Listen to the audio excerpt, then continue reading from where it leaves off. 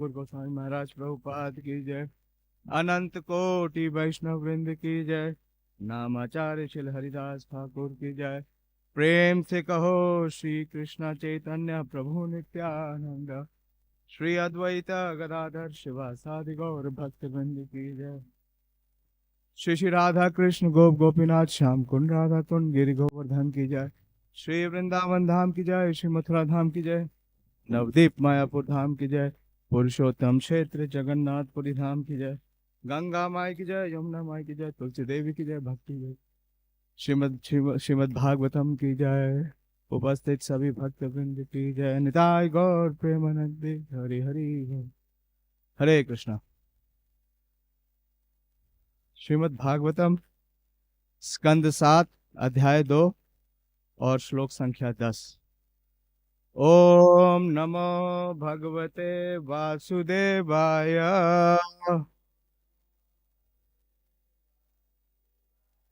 ओम नमो भगवते वासुदेवाय।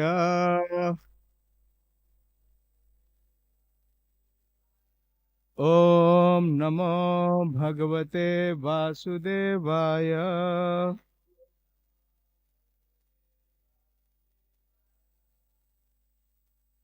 श्लोक बोर्ड पे है।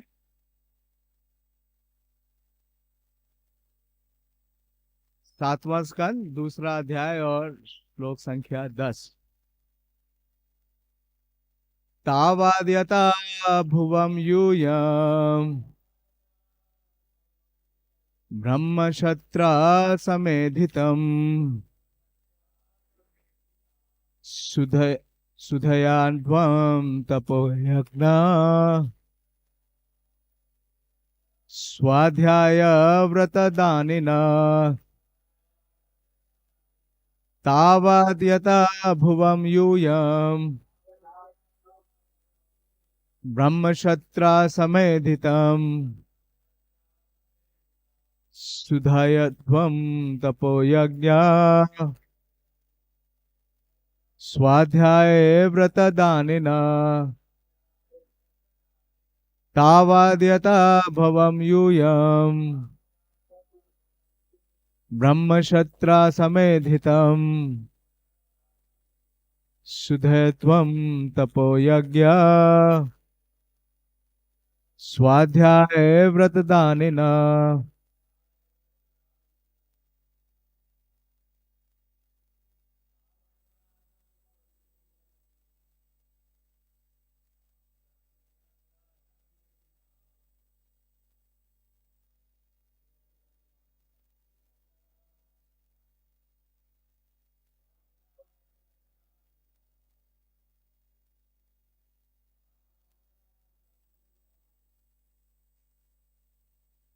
ब्रह्मक्षत्र समेधिताम् सुधयध्वं।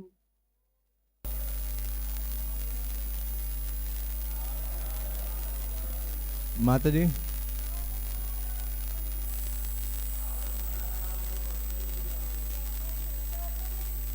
ब्रह्मक्षत्र समेधिताम् सुधयध्वं तपोयज्ञ स्वाध्याय व्रत। इसका शब्द अर्थ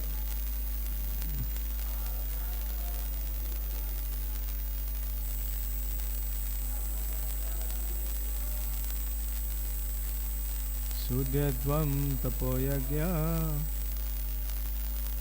स्वाध्याय व्रत।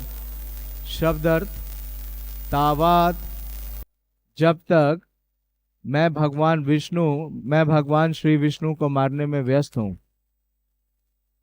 याद जाओ भुवम पृथ्वी ग्रह में। यूयम तुम सब। ब्रह्मक्षत्र ब्राह्मणों तथा क्षत्रियों का। समेधिताम कर्म ब्राह्मण संस्कृति तथा वैदिक शासन द्वारा संपन्न बने हुए। सुयध्वम विनष्ट कर दो तपस्या करने वालों को। यज्ञ स्वाध्याय वैदिक ज्ञान का अध्ययन। व्रत अनुष्ठान संबंधी प्रतिज्ञाएं दानिना तथा दान देने वालों को। कौन बोल रहा है? हाँ हाँ। इस अध्याय का नाम है असुर राज हिरण्यकशिपु। हाँ, प्रहलाद महाराज ने कैसे संबोधन किया था? हाँ, असुर वरेय, असुर राज। देखिए क्या सोच रहे हैं, सोच रहे हैं। Hope against hope. क्या बोलते हैं? जब तक मैं भगवान श्री विष्णु को मारने के कार्य में लगा हूं, तब तक तुम लोग पृथ्वी ग्रह पर जाओ। जो ब्राह्मण संस्कृति तथा क्षत्रिय शासन के कारण फल फूल रहा है, ये लोग तपस्या, यज्ञ, वैदिक अध्ययन, अनुष्ठानिक व्रत तथा दान में संलग्न रहते हैं। ऐसे समस्त लोगों का जाकर विनष्ट कर दो। तो ऐसी परंपरा सृष्टि के प्रारंभ से, तो आज जो हम माहौल देख रहे हैं चारों तरफ, जो जिस प्रकार का उत्पात हो रहा है, ये कुछ नया नहीं है। ये शुरू से हो रहा है। बहुत लंबा तात्पर्य दिया प्रभुपाद जी ने, 3 पृष्ठों का तात्पर्य है, लगभग पूरे 3 पृष्ठों का तात्पर्य है। तो मैं पहले मंगलाचरण करूंगा और फिर थोड़ा थोड़ा तात्पर्य लूंगा जैसे प्रभु जी लेते हैं। हाँ, क्योंकि एक बार मैं इतना बड़ा लंबा तात्पर्य लूंगा तो सब आधे तो सो ही जाएंगे और बाकी भूल जाएंगे। ओम अज्ञानतिमिरन्धस्य ज्ञानाञ्जनशलाकया चक्षुरुन्मीलितं येन तस्मै श्रीगुरुवे नमः।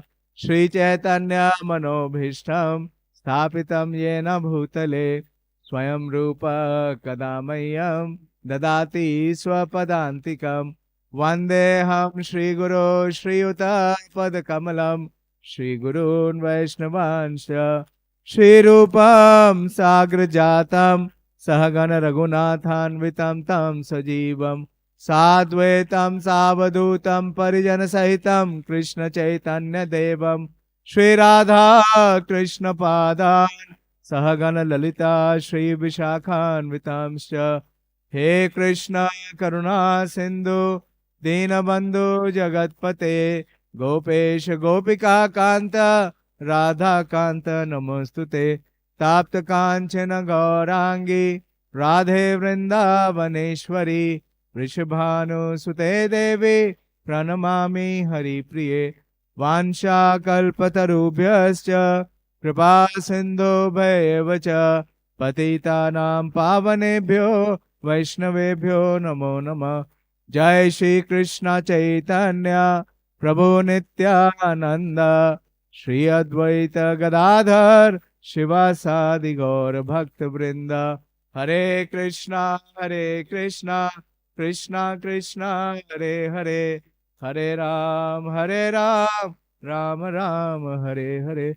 नमो विष्णुपादाय कृष्ण प्रेष्ठाय भूतले श्रीमते भक्ति वेदांत स्वामिनिति नामिने। नमस्ते सारस्वते देवे गौरवाणी प्रचारिणे निर्विशेष शून्यवादी पाश्चात्य देश तारिणे। तो ये मिशन होता है किसका? असुरों का। क्या मिशन होता है? पहले तो बोलते हैं भगवान है नहीं, फिर स्वीकार करते नहीं कि भगवान है, और अगर उन्हें बोला भी जाए, बताया भी जाए कि भगवान है, तो वो क्या कहते हैं? हमने भगवान को मार दिया। पद्म पुराण में ये श्लोक आता है, द्वौ भूत सर्गलोके अस्मिन् देवासुर एव च विष्णु भक्त स्मृतो देवा असुरस्तद विप्रर्यया। ये सेम श्लोक जो पद्म पुराण में है, भगवान भगवत गीता में देते हैं, पहली लाइन सेम है, द्वौ भूत सर्गो लोके अस्मिन् देव असुरा एव च। ये भगवत गीता 16वां अध्याय और 6ठा श्लोक। भगवान ने पूरा एक अध्याय दिया है भगवत गीता में, किसके बारे में? देवी और असुरी संपत्ति। और भगवान ने केवल पहले 3 श्लोकों में जो देवी संपत्ति है उसके बारे में बतला दिया है, और पूरा जो बाकी चैप्टर है वो डेडिकेट किया है किस पे? आसुरी संपत्ति के बारे में। कई साल पूर्व परम पूज्य राधा गोविंद स्वामी महाराज, लगभग 10 वर्ष से भी ज्यादा हो गया होगा, महाराज ने कई दिन तक क्लासेस दी थी ऑडिटोरियम में, श्रीमद् भागवतम की क्लास देते थे। और महाराज जब वो क्लासेस दे रहे थे तो ज्यादातर इस अध्याय से कोट करते थे और बोलते थे कि हर भक्त को ये अध्याय रोज पढ़ना चाहिए। कौन सा अध्याय है? देवी और असुरी, ताकि वो देखे कि वो भक्त का भेष बनाया है, वास्तव में उसमें गुण कौन से। तो प्रभुपाद जी बोलते हैं कि आज के समय में मिनी हिरण्यकशिपु और मिनी रावण सारे जगह व्याप्त हैं। मिनी हिरण्यकशिपु और मिनी रावण सब जगह व्याप्त हैं। तो इसी प्रकार से उनकी ये भावना है, वो यही प्रयास करते हैं कि भगवान को मार दिया जाए, या भगवान है नहीं। तो देखिए प्रभुपाद जी इसके तात्पर्य में, प्रभु जी ने लंबा तात्पर्य दिया है। हिरण्यकशिपु का मुख्य उद्देश्य देवताओं को विचलित करना था। उसने सर्वप्रथम भगवान श्री विष्णु को मार डालने की योजना बनाई, जिससे भगवान श्री विष्णु की मृत्यु होने पर समस्त देवता स्वतः निर्बल होकर मारे जाएंगे। क्योंकि जितना देवी देवताओं के पास बल है, हाँ, उसका सोर्स क्या है? भगवान श्री विष्णु। अगर आप ये पूरा प्रसंग ही देखें तो ये प्रसंग कहाँ से शुरू हो रहा है कि छठे अध्याय में जो के अंत में दिति देवी क्या करती है, वो इस प्रकार से बहुत शोक करती है। छठे अध्याय के छठे स्कंद के 18वें श्लोक में, 18वें स्कंद के छठे स्कंद के 18वें अध्याय के 13वें श्लोक में वो ये बोलती हैं कि किस प्रकार से भगवान विष्णु ने, हाँ, देवताओं का साथ दे करके और मेरे पुत्रों का वध कर दिया। और इसके पूर्व में जो हमने पूरा अध्याय देखा, उसमें भी प्रश्न कहाँ से शुरू हुआ कि परीक्षित महाराज पूछ रहे हैं कि भगवान क्यों देवताओं का साथ देते हैं और असुरों का वध कर देते हैं। तो वास्तव में उसके पीछे प्रसंग क्या है? क्योंकि जो देवता हैं वो भगवान के अपॉइंटेड एजेंट्स हैं। प्रभुपाद जी कहते हैं अपॉइंटेड एजेंट्स हैं।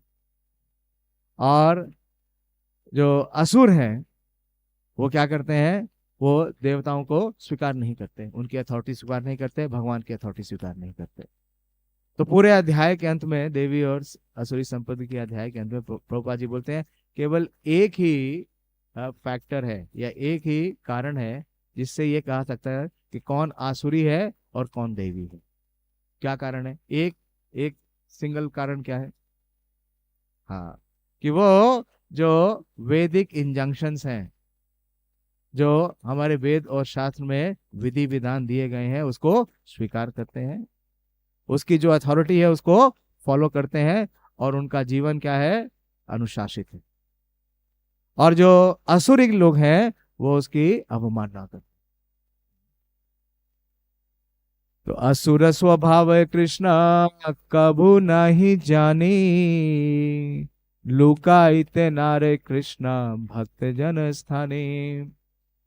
चैतन्य महाप्रभु चैतन्य चरितमृत में ये सिद्धांत दे रहे हैं कि जो असुरी स्वभाव के लोग हैं वो कभी कृष्ण को नहीं जान सकते। और प्रभुपाद जी उसके तात्पर्य में लिखते हैं इस बयार के कि जिन लोगों ने भी रावण या हिरण्यकशिपु जैसी स्वभाव विकसित कर लिया है वो कभी कृष्ण को नहीं जानेंगे, और हमेशा उनका एक ही स्वभाव होगा। क्या होगा? वो हमेशा भगवान के साथ चैलेंज करने का प्रयास करेंगे, चैलेंज, उनकी अथॉरिटी को चैलेंज करेंगे। तो यहाँ पे हम ये देख रहे हैं कि हिरण्यकशिपु का जो प्लान था, बहुत अनेक चित्त विभ्रांत था। भगवान बोलते हैं कि उनके चित्त में बहुत सारी भ्रांतियां होती। तो पहली भ्रांति क्या है उसके हृदय में? कि मैं भगवान विष्णु को मार डालूंगा। तो भगवान विष्णु को मार सकता है? संभव है? लेकिन ऐसा वो प्रयास करते हैं, सोचते हैं। बोलते हैं असौ माया हतौ शत्रु हनिष्ये चापरम अमी ईश्वरो अहम अहम भोगी सिद्धो हम बलवान सुखी। तो वो क्या कह रहे हैं कि मैं अपने बल के द्वारा अपने शत्रु को मार दूंगा, और मेरे और भी जितने शत्रु हैं वो भी सारे मारे जाएंगे।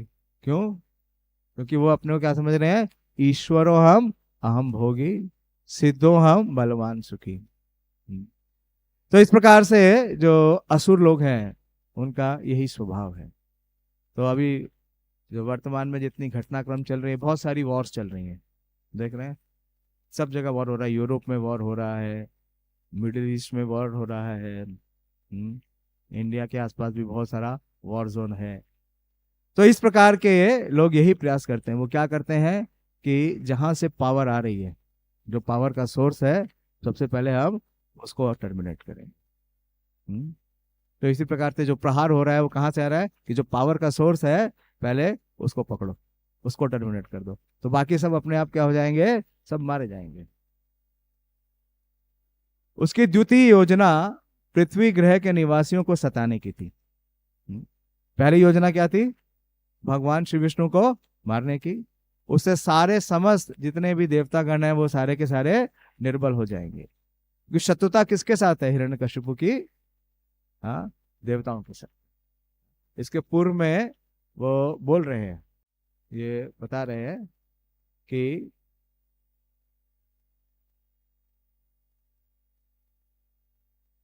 पूर्ण पुरुषोत्तम भगवान ने असुरों तथा देवताओं के प्रति समानता की अपनी सहज प्रवृत्ति त्याग दी है। यद्यपि वे परम पुरुष हैं, किंतु अब माया के वशीभूत होके उन्होंने अपने भक्तों अर्थात देवताओं को प्रसन्न करने हेतु वराह का रूप धारण किया। जिस प्रकार एक बेचैन बालक किसी और उन्मुख हो जाता है। कैसे?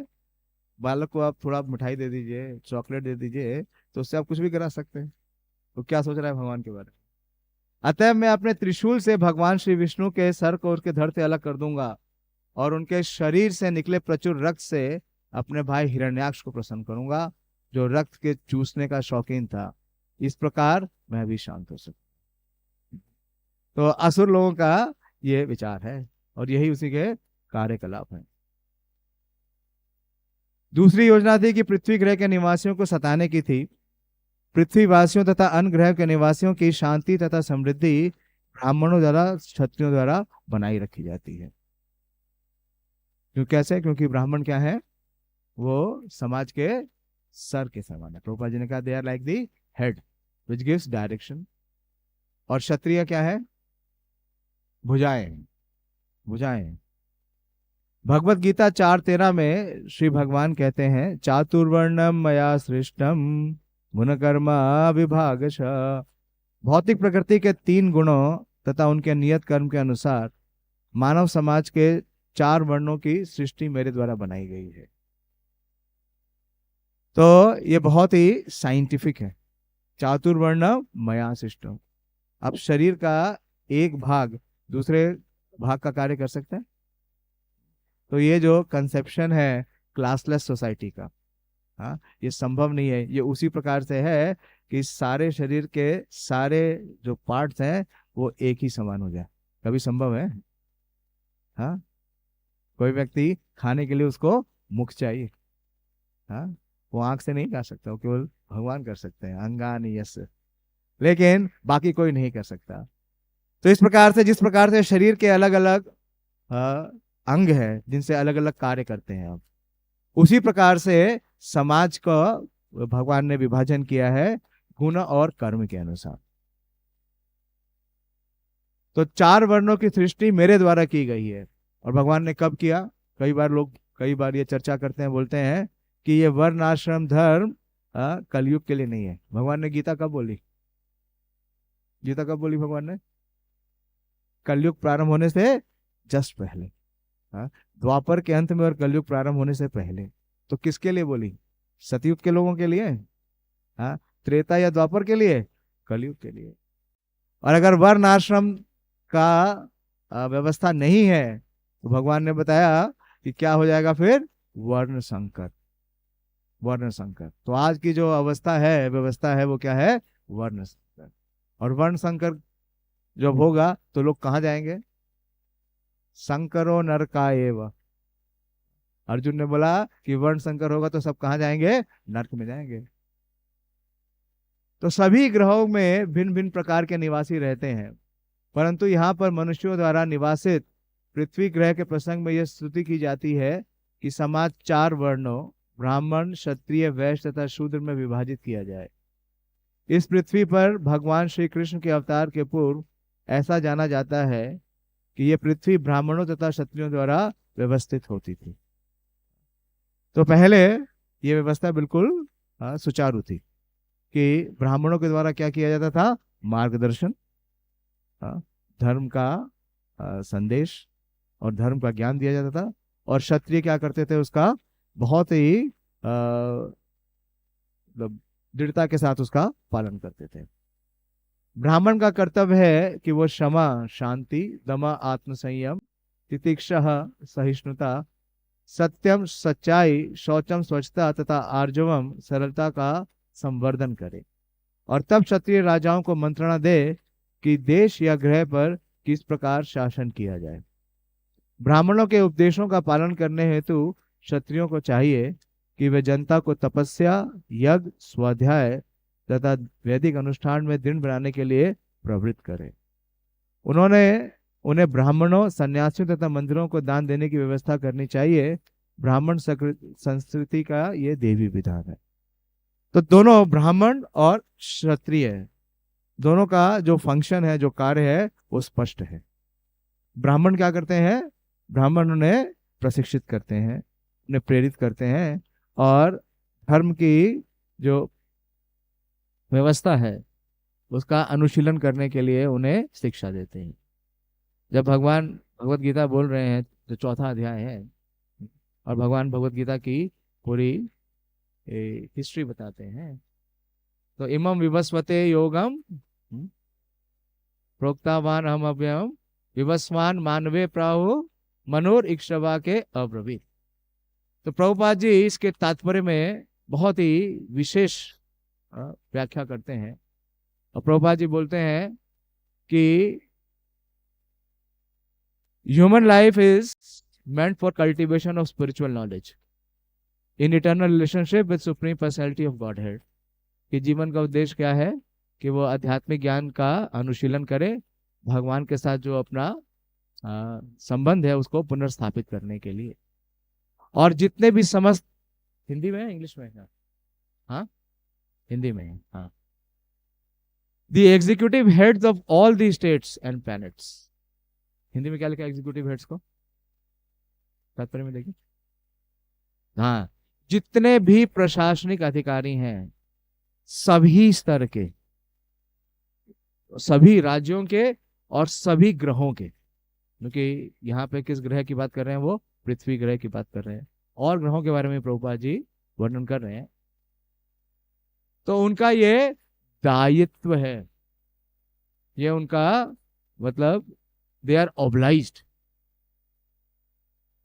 कि उन्हें बाय द कल्चर का मतलब है संस्कृति, और एजुकेशन का मतलब है उन्हें शिक्षा, और तीसरा है भक्ति।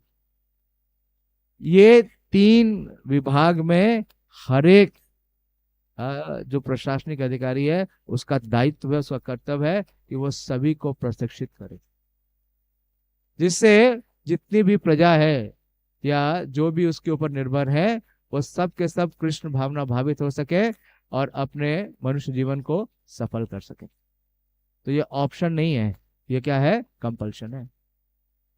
तो ये कैसे व्यवस्था संपन्न हो पाती थी? प्रभुपाद जी इसकी बड़ी सुंदर व्याख्या कर रहे हैं यहाँ पे कि किस प्रकार से जो ब्राह्मण है वो इन देवी जो गुण है उसका खुद से अनुशीलन करते, अपना जन्म सार्थक करी कर परोपकार, पहले उसका खुद कल्टीवेशन करते हैं और फिर वो जो क्षत्रिय राजा हैं उनके माध्यम से पूरे समाज में इसे विकसित करते हैं। लोगों की प्रवृत्ति यज्ञ संपन्न करने की ओर इसलिए होती है क्योंकि यदि यज्ञ ना किए जाए तो वर्षा अपर्याप्त होगी। दूसरा टॉपिक प्रभुपाद जी अब दूसरे पैराग्राफ में दूसरा टॉपिक ले रहे हैं। तो वर्षा अपर्याप्त होगी, यज्ञात भवति पार्जन्य, जिसमें कृषि कर्म में बाधा उपस्थित होगी, पार्जन्याद अन्न संभवा। अतः ब्राह्मण संस्कृति का सूत्रपात करके क्षत्रिय सरकार को चाहिए कि लोगों को यज्ञ करने, वेदों को पढ़ने तथा दान देने के लिए प्रवृत्त करे। इस प्रकार लोगों की आवश्यकताएं सरलता से पूर्ण हो सकेंगी और समाज में उपद्रव नहीं होगा। तो हम देखते हैं कि श्रील प्रभुपाद जी ने भी बहुत प्रयास किया इस प्रकार से। पहले प्रभुपाद जी ने, जैसे ही ये राष्ट्र स्वतंत्र हुआ, तो प्रभुपाद जी ने सबसे पहले किसको अप्रोच किया? हाँ, महात्मा गांधी जी। उनको लिखा कि अब देश आजाद हो गया है और आपका ये दायित्व है कि आप लोगों को इस तरफ प्रेरित करें, उन्हें इस वैदिक संस्कृति के लिए प्रशिक्षित करें। लेकिन समहाउ या तो वो लेटर मिला नहीं या उन्होंने रिप्लाई किया नहीं, कोई उत्तर आया नहीं। उसके बाद जब प्रभुपाद जी ने अपने आंदोलन को भारत की तरफ मोड़ा, तो प्रभुपाद जी ने यही जो संदेश है उस समय की वर्तमान प्रधानमंत्री श्रीमती इंदिरा गांधी को दी। आप लेटर पढ़िए, प्रभुपाद जी ने इंदिरा गांधी को सारे पॉइंट्स लिख करके दिए, लेकिन किसी ने स्वीकार नहीं किया। तो प्रभुपाद जी लिख रहे हैं कि इस प्रकार लोगों की आवश्यकताएं सरलता से पूर्ण हो सकेगी और समाज में उपद्रव नहीं होगा। इस संबंध में भगवान श्री कृष्ण श्रीमद् भगवद गीता 3:12 में कहते हैं, इष्टान भोगान ही वो देवान दास्यन्ते यज्ञ भाविता तदेर्थ ज्ञानम प्रदेभ्यो यो यो भुक्तास्तेन एव स। समस्त देवता जीवन की विविध आवश्यकताओं का भार संभालने के कारण यज्ञ संपन्न होने से तुष्ट होकर मनुष्य की समस्त आवश्यकताओं की पूर्ति करते हैं। किंतु जो व्यक्ति इन उपहारों को देवताओं को अर्पित किए बिना भोग करता है वह निश्चय ही चोर है। जानते हैं ये? हाँ, प्रधान। एक बहुत अच्छा प्रभुपाद जी का पास टाइम है। अ, दयानंद प्रभु अपनी स्मृतियों में लिखते हैं कि एक बार वो श्रील प्रभुपाद जी के साथ डालस में थे, डलास में 1975 की बात है, और मॉर्निंग वॉक कर रहे थे। तो वो लोग उस स्थान से गए जो जहाँ पे डलास के सबसे धनी व्यक्ति रहते थे। उनका नाम था मिस्टर H.L. हंट। तो प्रभुपाद जी कई बार इस प्रकार से प्रश्न करते थे जो बड़े ही असामान्य होते थे। प्रभुपाद जी ने कहा दयानंद प्रभु को कि अच्छा, मान लो कि तुम उस H.L. हंट से मिलते हो, तो तुम उसे क्या बोलोगे? प्रभुपाद जी को बताया कि वो सबसे धनी व्यक्ति है। हाँ, तो उन्होंने दयानंद प्रभु ने कहा कि मैं उनको यही बताऊंगा कि मैं कृष्ण भावना आंदोलन से हूँ और हमारा डलास में बहुत बड़ा गुरुकुल है, आप आइए उसे देखिए। प्रभुपाद जी ने कहा नहीं, उसे ये बताने की जरूरत नहीं है, तुम उसे ये बताना कि तुम इस शहर के सबसे बड़े चोर हो।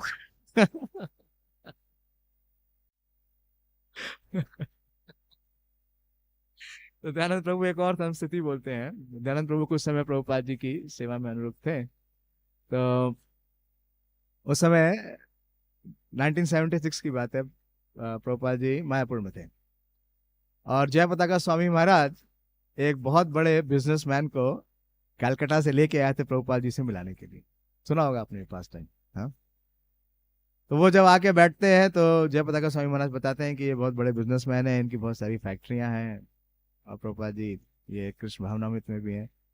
प्रभुपाद जी ने पूछा, बताइए किस प्रकार की फैक्ट्री है तुम्हारी, क्या उद्योग है, क्या कार्य करते हो? तो उन्होंने क्या बताया कि मैं क्या बनाता हूँ, ग्लास, ग्लास बनाता हूँ, ग्लास फैक्ट्री है मेरी, बड़ी बड़ी ग्लास फैक्ट्री है। तो प्रभुपाद जी ने पूछा कि अच्छा, ग्लास तो तुम बनाते हो लेकिन उसका जो रॉ मटेरियल है वो कहाँ से आता है? रॉ मटेरियल कहाँ से आता है? हाँ, तो उसने कहा कि सिलिकॉन। सिलिकॉन तो सैंड नहीं बोला, सुनिए तो उसने कहा सिलिकॉन से आता है।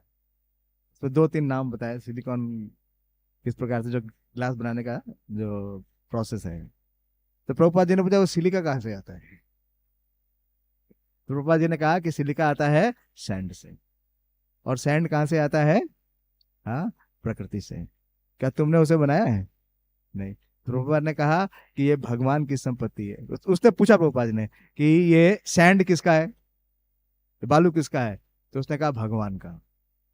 और प्रभुपाद जी ने कहा कि तुम भगवान के चोर हो, तुम चोर हो। तो जयप्रकाश स्वामी महाराज बहुत अचंभित हो गए कि ये क्या, हाँ, आप सबसे बड़े डोनर को अपने लेके आए, हाँ, और गुरु महाराज से मिलाए, और महाराज बोले कि ये तो व्यक्ति चोर है। तो बड़े वो विचलित हो गए। तो उन्होंने कहा तुरंत ही कि Prabhupada, but he is our life member, ये हमें डोनेशन देते हैं। तो प्रभुपाद जी ने क्या कहा कि तुम छोटे चोर हो। लेकिन वास्तव में सब लोग क्या है? चोर हैं। इसका एक और प्रसंग मिलता है, बड़ी फेमस प्रभुपाद जी की कन्वर्सेशन है, perfect questions perfect answer, Bob Cohen के साथ। ये भी मायापुर का प्रसंग है। ये जब प्रभुपाद जी मायापुर में थे तो बॉब कोहेन के साथ बड़ी लंबी वार्ता है 1972 में मायापुर में। तो प्रभुपाद जी ने बताया कि ये ज्ञान होना, ये सिद्धांत होना नियत ही आवश्यक है कि भोक्ताराम यज्ञ तपसाम सर्वलोक महेश्वरम सुहृदम सर्वभूतानाम ज्ञात्वा माम शांति मृच्छति। तभी समाज में शांति हो सकती है और संतुष्टि हो सकती है, वरना शांति नहीं हो सकती। प्रभुपाद जी ने कहा कि तुम एक गिलास पानी भी पी रहे हो और क्या कर रहे हो, और भगवान के लिए कोई सेवा नहीं कर रहे, कोई कार्य नहीं कर रहे, तो वास्तव में क्या कर रहे हो आप चोर हो।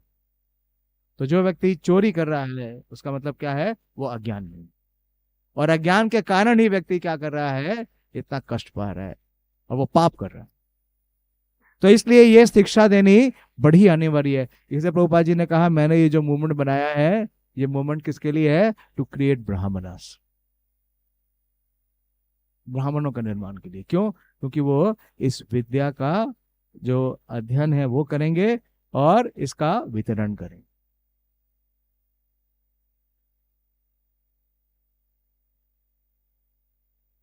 तो देवतागण वेद पूर्ति करने वाले अभिकर्ता एजेंट हैं, जो पूर्ण पुरुषोत्तम भगवान श्री विष्णु के प्रतिनिधि के रूप में कार्य करते हैं। अतएव नियत यज्ञ संपन्न करके उन्हें प्रसन्न किया जाना चाहिए। वेदों में विभिन्न देवताओं हेतु भिन्न भिन्न यज्ञ बताए गए हैं, किंतु ये समस्त यज्ञ अंततः पूर्ण पुरुषोत्तम भगवान की ही समर्पित होते हैं। जो श्री पुरुषोत्तम भगवान को नहीं समझ सकते, उनके लिए संस्तुति की जाती है कि वे देवताओं हेतु यज्ञ करें। कामस्तेस्त हित ज्ञान प्रपद्यन्ते अन्य देवता। चौथे अध्याय में भी भगवान ने कहा कि क्षिप्रम ही मानुषे लोके, पहले लाइन क्या है प्रभु जी? सिद्धि भवती कर्मजा, कांक्षा था कर्मणा सिद्धि यजंते ही देवता। क्षिप्रम ही शे लोके सिद्धि भवती कर्मजा। तो वो व्यक्ति जो सतोगुण में नहीं है, जिनके पास रजस और तमस और बहुत सारी भोगने की इच्छाएं हैं, तो उनको क्या संस्तुति की जाती है कि वो देवताओं के लिए यज्ञ। भगवान ने तीसरे अध्याय में संस्तुति की है। हाँ, तीसरे अध्याय के 10वें श्लोक में भगवान बोलते हैं कि जब सृष्टि की भगवान ने, तो सृष्टि करने के बाद उन्होंने जो ये देवी देवता हैं उनको अभी निर्माण किया है। बोलते हैं देवान भावयंतना ते देव भावयंतु य परस्परम भावयंता श्रेया परम अवाप्यस। कि जो देवी देवता हैं उनके लिए अगर आप यज्ञ और अनुष्ठान करेंगे तो क्या करेंगे? वो आपको जो आपकी आवश्यकताएं हैं उसकी पूर्ति करेंगे, वो आपको वो प्रदान करेंगे। तो प्रभुपाद जी इसका उदाहरण देते हैं कि वेदों में संबंधित व्यक्तियों को भिन्न भिन्न भौतिक गुणों के अनुसार विभिन्न यज्ञ की संस्तुति की गई है। तो जो तमोगुण में है उनको क्या संस्तुति की जाती है कि उदाहरणार्थ मांसाहारियों को प्रवृत्ति पर विभत्स रूपा देवी काली की पूजा की संस्तुति की जाती है। जानते हैं ये प्रावधान है।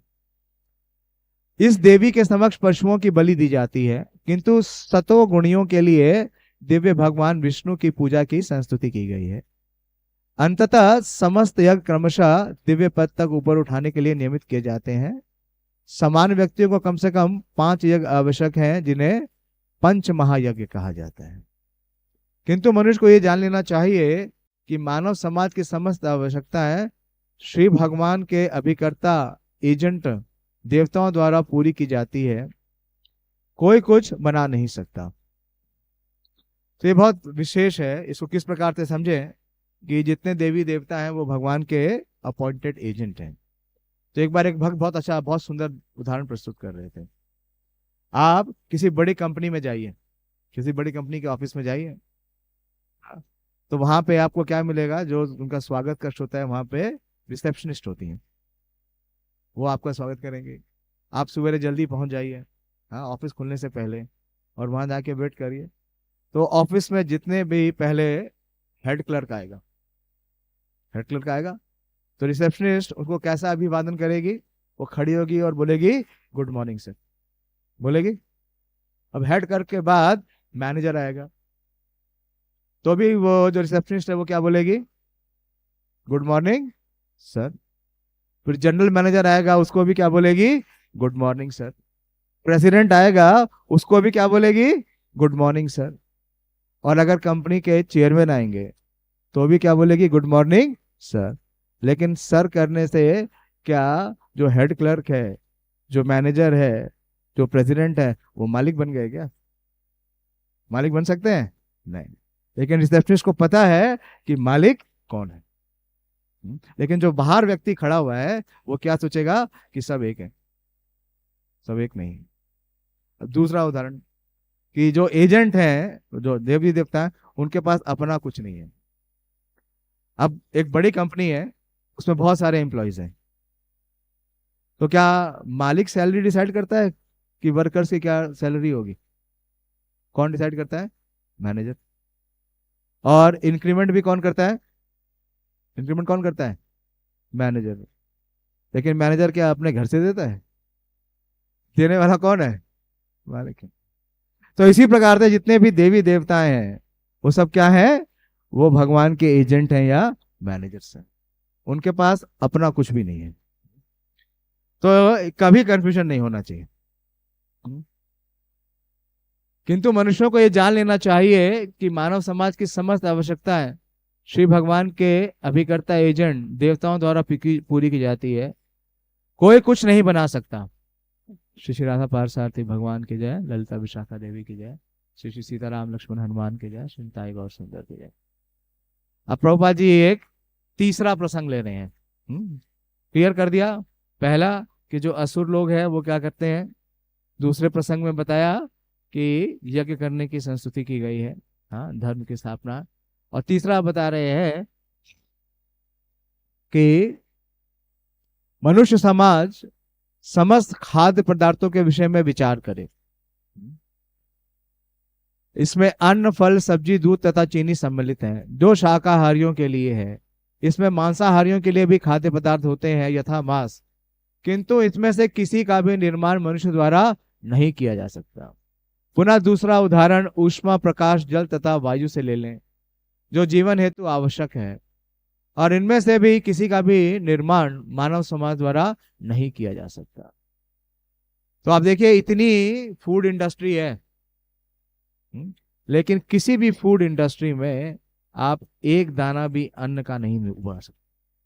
वो सब क्या करती हैं? खाली उसको प्रोसेस कर सकती हैं, प्रिजर्व कर सकती हैं या पैक कर सकती हैं, मैन्युफैक्चर नहीं कर सकती। हाँ, प्रभुपाद जी ने इसलिए कई बार कहा कि ये जितना उग्र कर्म हो रहा है, जितनी इंडस्ट्री लग रही है, तो क्या आप लोग नट और बोल्ट खाएंगे? हाँ, नट और बोल्ट खाएंगे? संभव नहीं है। तो वास्तव में हम किसके ऊपर निर्धारित हैं? प्रकृति के ऊपर। और प्रकृति किस पे है निर्धारित है? हाँ, मया दक्षेण प्रकृति सूयते से चराचरम। तो प्रभुपाद जी इस प्रकार से बोल रहे हैं, परमेश्वर के बिना ना तो प्रचुर सूर्य प्रकाश हो सकता है, ना चांदनी, ना वर्षा, और ना ही मंद समीर, जिसके अभाव में कोई जीवित नहीं रह सकता। स्पष्ट है कि हमारा जीवन श्री भगवान द्वारा प्रदत्त वस्तुओं पर निर्भर है। यहाँ तक कि अपने निर्माण कार्यों के लिए भी हमें अनेक कच्चे मालों की आवश्यकता होती है, यथा धातुएं, गंधक, पारा, मैग्नीज इत्यादि। और ये सब श्री भगवान के अभिकर्ताओं द्वारा उस उद्देश्य से प्रदान की जाती है कि हम इनका उचित उपयोग करके अपने को स्वस्थ रखकर आत्म साक्षात्कार प्राप्त कर सके। तो प्रभुपाद जी एक और तात्पर्य में लिखते हैं इस भगवद गीता के 16वें अध्याय के 6ठे श्लोक में ही, जिसमें बताया गया कि 2 प्रकार के लोग हैं, ये देवी और आसुरी। तो प्रभुपाद जी बोलते हैं कि जो कृष्णा कॉन्शियस व्यक्ति है, जो देवी संपदा में है, वो क्या करता है, अपने जीवन की न्यूनतम आवश्यकताओं को स्वीकार करता है और अपना बाकी सारा समय और अपनी बाकी सारी ऊर्जा किसके लिए विकसित करता है, कृष्ण भावनामृत को अर्जित करने के लिए और भगवत धाम वापस जाने के लिए। प्रभुपाद जी यही लिख रहे हैं कि हमारे जीवन का परम लक्ष्य अर्थात संसार के जीवन संघर्ष से मोक्ष है। यह जीवन लक्ष्य यज्ञों को संपन्न करके प्राप्त किया जा सकता है। यदि हम मनुष्य जीवन का प्रयोजन को भूल जाते हैं और मात्र इंद्रिय तृप्ति हेतु श्री भगवान के अभिकर्ताओं से आपूर्ति ग्रहण करते जाते हैं और भौतिक अस्तित्व में अधिकाधिक उलझते जाते हैं, जो सृष्टि का उद्देश्य नहीं है, तो निश्चय ही हम चोर बन जाते हैं। तो जितने भी लोग इंद्रिय तृप्ति में लगे हुए हैं, वो सब, उनका एक दूसरा नाम क्या है, चोर है। सब चोर है। हमें भौतिक प्रकृति के नियमों द्वारा दंडित होना पड़ता है। चोरों का समाज कभी सुखी नहीं रह सकता, क्योंकि उनका कोई जीवन लक्ष्य नहीं होता। निपट भौतिकवादी चोरों का कोई परम जीवन लक्ष्य नहीं होता। वे केवल इंद्रिय तृप्ति द्वारा निर्देशित होते हैं। उन्हें यज्ञों को संपन्न करने का कोई ज्ञान नहीं होता।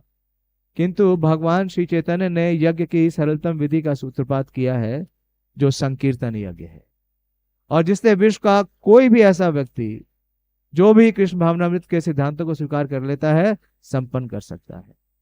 हिरण्यकश्यपु ने पृथ्वी के निवासियों को मार डालने की योजना बनाई थी, जिससे कि ये यज्ञ बंद हो जाए, और जब यज्ञेश्वर भगवान विष्णु का स्वतः वध हो जाएगा, जो समस्त देवता विचलित होकर स्वतः मारे जाएंगे।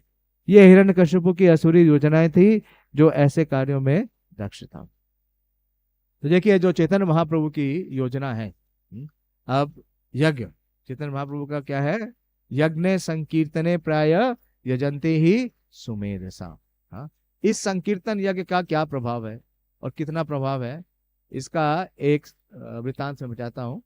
मैंने कई साल पहले, जब मैं कृष्ण कॉन्शियसनेस में नया ही आया था, तो मैंने श्री इंद्रदुम्न स्वामी महाराज की एक ट्रैवलिंग डायरी आती है, diary of a travelling monk. तो महाराज ने लिखा कि इंद्रदुम्न महाराज बड़े बड़े फेस्टिवल्स करते हैं यूरोप में, जहाँ पे और खास करके जो कम्युनिस्ट कंट्री हैं, जो कम्युनिस्ट कंट्री की जो विचारधारा है वो क्या है, नास्तिक है, अथीस्टिक है, और वो सब क्या समझते हैं कि सब कुछ एक है, एक ही समान है। तो महाराज जब 2001 में फेस्टिवल कर रहे थे, वुडस्टॉक का उनका फेस्टिवल बहुत फेमस है, तो जो फेस्टिवल का आखिरी दिन था, उस दिन एक रथ यात्रा निकालते हैं, एक रथ निकालते हैं, और यूरोपियन लोगों के लिए रथ और इस प्रकार का उत्सव बड़ा ही विस्मृत करने वाला था। तो महाराज जब बिल्कुल फेस्टिवल एंड होने वाला था, जब रथ आकर के उस फेस्टिवल स्थान पे खड़ा हो गया, तो महाराज भी आए जगन्नाथ जी का दर्शन करने और लोगों से मिलने। तो महाराज ने नोटिस किया कि एक व्यक्ति, एक पोलिश व्यक्ति बहुत देर से रथ के सामने खड़ा है और अपनी गर्दन हिला रहा है। तो महाराज ने थोड़ी देर नोटिस किया, वो देखे लगातार वो खड़ा है और अपनी गर्दन हिला रहा है। तो महाराज से रुका नहीं गया और महाराज उसके पास चले गए, और महाराज ने उससे पूछा कि बताइए, कुछ आपको गलत लग रहा है क्या, या आपके साथ कोई समस्या है तो मुझे बताइए। लेकिन महाराज ने कहा, लेकिन उसने अपनी नजर हटाई नहीं और वो अपनी गर्दन उसी तरह घुमाता रहा। तो महाराज बोलते हैं कि मैं उसी व्यक्ति को देख करके मैं बिलीव नहीं कर पा रहा था, और वस्तुतः फिर से जब महाराज ने पूछा तो उस व्यक्ति ने कहा कि मैं भी यकीन नहीं कर पा रहा हूं कि वास्तव में ये स्वप्न है या सत्य है। बोले क्या सत्य है? बोला ये रथ यात्रा काट है। तो एक पोलिश व्यक्ति से, अनजान व्यक्ति से रथ यात्रा काट सुना तो और विस्मित हो गए इंद्रदुम्न स्वामी महाराज। उन्होंने कहा कि इस अभिघ्न स्थान पे कैसे संभव है कि आप ये बता सके कि ये रथ यात्रा है। तो वो व्यक्ति महाराज की तरफ देखता है और रथ यात्रा की तरफ देखता है और फिर बताते हैं कि मैं आपको अपना प्रसंग बताता हूँ। तो महाराज उसकी बहुत सुंदर व्याख्या कर रहे हैं। तो वो व्यक्ति बोलते हैं ये 2001 की घटना है। वो बोलते हैं कि 9 वर्ष पूर्व मैं एक कोयले के खदान में दक्षिण पोलैंड में काम करता था।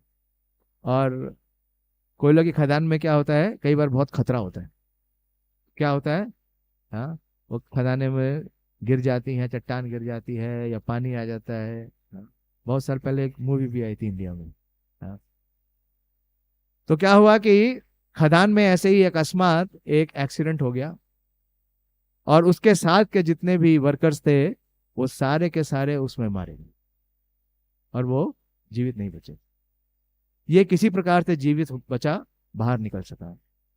लेकिन इतना बड़ा सदमा लगा कि फिर ये दोबारा कभी खदान में नहीं गया, उसने वो कार्य छोड़ दिया। और ये भगवान से प्रार्थना करने लगे कि ये जो संसार है ये कितना विभत्स है और मुझे आप किसी प्रकार से सही राह दिखलाइए और मुझे आप अपने पास लेके आइए। हाँ, तो इस प्रकार से जब वो प्रार्थना करने लगा तो प्रार्थना करते करते एक दिन वो उस शहर की लाइब्रेरी में गया और उस लाइब्रेरी में वहां पे जो लाइब्रेरियन थी, मैडम थी, लेडी, उनसे पूछा कि अगर आपके पास कोई आध्यात्मिक पुस्तक हो तो मुझे दीजिए। तो उस लेडी ने उन्हें चैतन्य चरितामृत दी और बोला कि ये पुस्तक कई सालों से यहां पड़ी है, आज तक किसी ने नहीं पढ़ी है, आप पहले व्यक्ति होंगे जो इसे पढ़ेंगे। तो वो व्यक्ति उस पुस्तक को लेके गया। उसने कई बार प्रयास किया लेकिन उसको कुछ समझ में नहीं आया, लेकिन उसने पढ़ना नहीं छोड़ा। उसने 1 महीने में लगभग वो पुस्तक पूरी पढ़ ली और जब वो पुस्तक पूरी पढ़ ली तो वो पुस्तक जाके वापस की तो उस लाइब्रेरी ने बताया इसका दूसरा पार्ट भी है। तो उन्होंने दूसरा पार्ट ले लिया और दूसरा पार्ट ले करके उन्होंने उसको भी पूरा किया। इस प्रकार से उन्होंने 1 साल के अंदर 9 के 9 वॉल्यूम्स पूरे चैतन्य चरितामृत के पढ़ लिए। और जब चैतन्य चरितामृत पढ़ ली, जेबा नहीं बुझे के बाद सुनीते सुनीते से हा की अद्भुत चैतन्य चरिता, कृष्ण उपजीवे प्रीति जानी बेरसे रे रीति, सुन ले होए बड़ा हिता। कृष्णदास कविराज गोस्वामी ये आशीर्वाद दे रहे हैं कि जेबा नहीं बुझे के बा, अगर कुछ भी नहीं समझ में आता है लेकिन क्या करना है, सुनीते सुनीते से हा, छोड़ना नहीं है। क्या करना है, पढ़ना है। सुन ही रहे हैं ना, तो प्रभुपाद जी के तात्पर्य क्या है, रिकॉर्डिंग है। हाँ?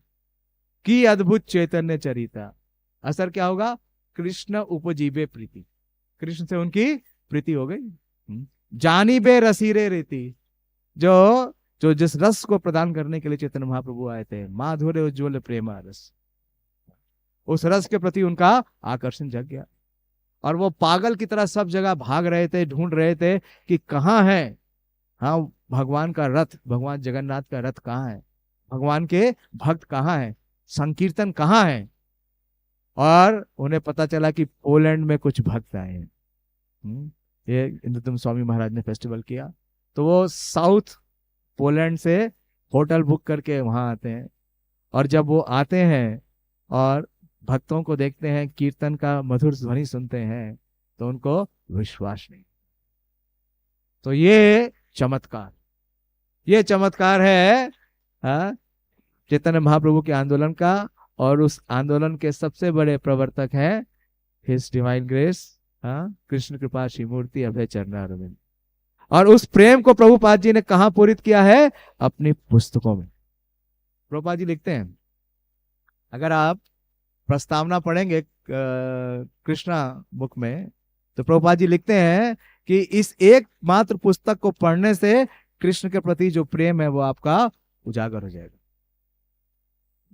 तो जो कृष्ण प्रेम की पोटेंसी है, चैतन्य महाप्रभु ने कृष्ण प्रेम की पोटेंसी किसके लिए कृष्ण प्रेम संचित करके रखा था? श्री नरोत्तम दास ठाकुर के लिए पद्मा रिवर में। लेकिन श्रील प्रभुपाद जी ने वो कृष्ण प्रेम कहाँ संचित करके रखा है? अपनी पुस्तकों में। तो उसे पढ़िए और बांटिए, जितना बांटेंगे उतना बढ़ जाएगा, उसका आप आस्वादन कर सकते हैं। हाँ, तो बहुत विशेष है।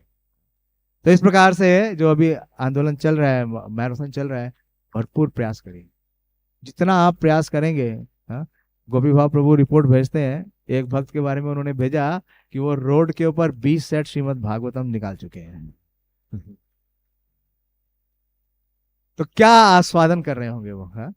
जो बुक डिस्ट्रीब्यूटर थे उनको इस रस का आस्वादन होता है। तो इस रस को प्रभुपाद जी ने अपने पुस्तकों में दिया।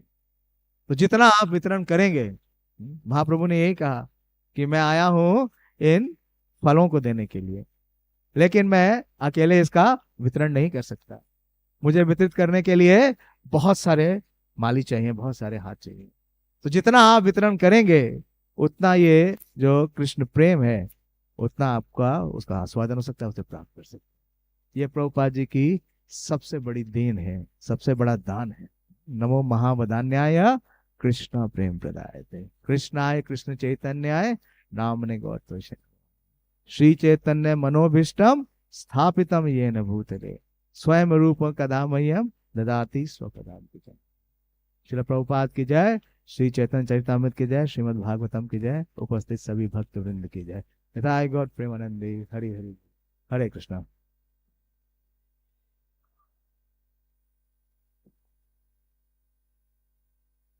बोला प्रभु जी माइक, किसी कोई प्रश्न है या समीक्षा है तो पूछ सकते हैं।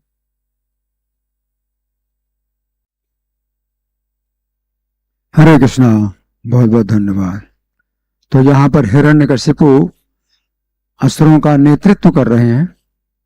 आसुरी कार्यों में जो है किस प्रकार से कार्य करना है तो नेतृत्व कर रहा है। तो उनका ये कहना है कि एक काम तो मैं करूँगा और बाकी सब लोग तुम मिल करके दूसरा काम करो। तो मैं एक काम करूँगा, वो बहुत बड़ा काम है और मैं अकेला करूँगा। वो काम क्या है कि मैं विष्णु का जो है मैं वध करूँगा और विष्णु के जो है शरीर से जो खून निकलेगा अपने भाई हिरण्याक्ष को जो है तर्पण करूँगा और इस प्रकार से मैं व्यथा से मुक्त हो जाऊँगा। तो ये काम बहुत बड़ा है, लेकिन मैं अकेला ये काम करूँगा और तुम सब लोग जो है मिल करके दूसरा काम करो। तो तावत जो बोल रहे हैं शब्द, तावत यात भवम, तब तक आप लोग जो है पृथ्वी में जाइए। तावत, तो तावत के साथ में यावत भी होता है। यावत का मतलब जब तक और तावत माने तब तक। तो यावत का मतलब है जब तक मैं ये काम करता हूँ तब तक तुम वो काम करो।